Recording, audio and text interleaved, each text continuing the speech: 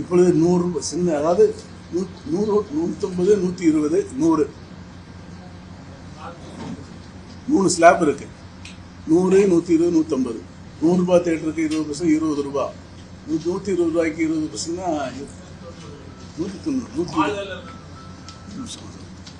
ரூபாய்க்கு 20%, 24 ரூபா வரும். 150 ரூபாய்க்கு 20%, 30 ரூபா வரும். அது கூட்டி கேட்கறோம். அதை இப்போ டிக்கெட் ரேட்டில் 4 ரூபா கொடுக்குறோம். அது இல்லாமல் கலெக்ஷன் பண்ணுவோம். கலெக்டர் அதுக்கு பெர்மிஷன் கேட்டிருக்கோம்.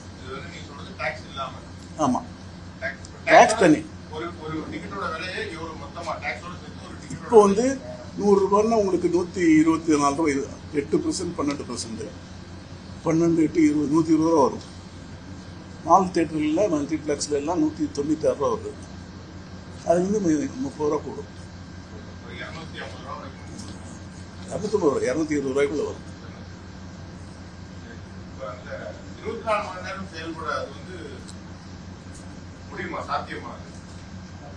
எப்படி சாத்தியம்? 24 மணி பெர்மிஷன் அங்கே நோட்டி ஆகணும், கட்டாயம் கிடையாது. 24 மணி நேரம் கொடுத்தாச்சுன்னா சில 7 மணிக்கு படம் பார்க்க நிறைய பேர் விரும்புகிறாங்க, 3 மணிக்கு படம் பார்க்க நிறைய பேர் விரும்புகிறாங்க. அங்கெல்லாம் இருக்குது, பெங்களூரில் இருக்குது, கேரளாவில் இருக்குது. புதுப்படம் ரிலீஸ் ஆகும்போது தான் 24 மணி நேரம் நடத்துவாங்க, தவிர எல்லாமே நடத்த மாட்டாங்க. அதெல்லாம் ஒன்றும் பிரச்சனை ஒன்றும் இல்லை. அதனால் யாருக்கும் எந்த பாதிப்பும் கிடையாது. அரசாங்கத்துக்கு வருமானம் கூட வரும், வேலை வாய்ப்புகள் பெருகும். ஏன்னா 3 ஷிஃப்ட்டு தேட்டரில் போடும்போது இன்னும் வேலைக்கு ஆள் நிறைய எடுப்பாங்க. படங்கள் நிறைய ப்ரொடக்ஷன் ஆகும். ஒரே தேட்டரில் 3 படம் 24 மணி நேரம் ஓடிச்சுன்னா 3-4 படம் ரிலீஸ் பண்ணுவாங்க ஒரே தேட்டரில். இப்போ நிறைய படம் ப்ரொடக்ஷன் வரும், டெக்னீஷியன்ஸுக்கு நிறைய வேலை இருக்கும், புது ப்ரொடியூசர் வருவாங்க. அரசாங்கத்துக்கு எல்லாமே நல்லது தான். யாருக்கு அதனால எந்த கெடுதலும் கிடையாது.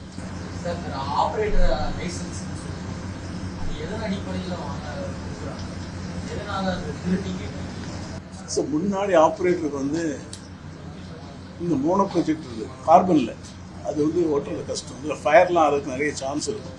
அதுக்காக அவங்க ட்ரைனிங் எடுத்து எக்ஸாம் எழுதி லைசன்ஸ் வாங்குவாங்க.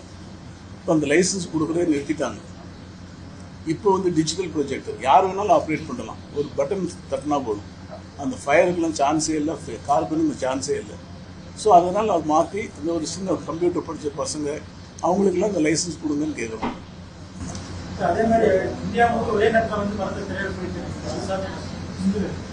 தமிழ்நாட்டுக்கு 9 மணிக்கு கொடுத்தீங்கன்னா அதே இதை கேரளாவுக்கும் 9 மணிக்கு கொடுங்க, கர்நாடகாவுக்கும் 9 மணிக்கு கொடுங்க. அந்த ப்ரொடியூசர் தான் டிபெண்ட் பண்ணுறாரு. அது எல்லா படத்தையும் கேட்கல. அந்த ஒரு படக்கம் போட்டு ரிலீஸ் ஆச்சுது, தமிழ்நாட்டில் 9 மணிக்கு ரிலீஸ் ஆச்சுது, கேரளாவில் 4 மணிக்கு, பாண்டிச்சேரியில் 4 மணிக்கு, கர்நாடகாவில் 4 மணிக்கு, ஆந்திராவில் 4 மணிக்கு, இங்கே தமிழ்நாட்டிலே ஒரு தேட்டரில் 7 மணிக்கு, கோயம்புத்தூரில் பிராட்வேல.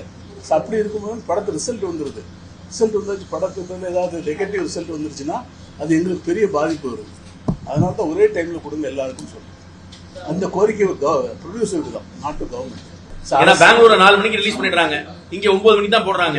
அங்க இருந்து கேரளால 4 மணிக்கு ரிலீஸ் பண்ணிடுறாங்க. அதுக்குள்ள ரிப்போர்ட் வந்துருது 9 மணிக்கு இங்க யாருமே இருக்க மாட்டேன்றோம். வாட்ஸ்அப்ல நீங்களே சொல்லிடுறீங்களா, யாரும் வர மாட்டேங்கிறாங்க. ஐயோ அந்த பக்கம் போயிடாத மாட்டிக்கிட்டு அப்படின்றான். அதனால யாரும் போறது இல்ல.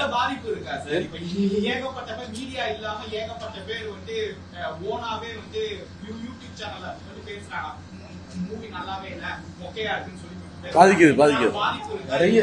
நிறைய பாதிப்பு. நீங்களே ரிசல்ட் சொல்லிடுறீங்க, கேட்க மாட்டேங்கிறாங்க. எழுதாங்க நெகட்டிவ் ரிவ்யூ எழுதாங்கன்னா நெகட்டிவ் ரிவ்யூனால பாதிக்கப்படும் தியேட்டர்காரங்க தான் ரொம்ப பாதிப்பு. எங்கள் தேர்வு படம் வரும்போது 200 யூடியூப் சேனல் வராங்க, பேட்டி எடுக்கிறாங்க, அங்கே போய் நெகட்டிவாக போட்டு போயிடுறாங்க. அது ஒரு ஹேஷ்டேக் வேற எடுக்கிறாங்க பாருங்க, அவங்க வேற நெகட்டிவா போட்டு போயிடுறாங்க. அதெல்லாம் நிறைய பாதிப்பு இருக்கு.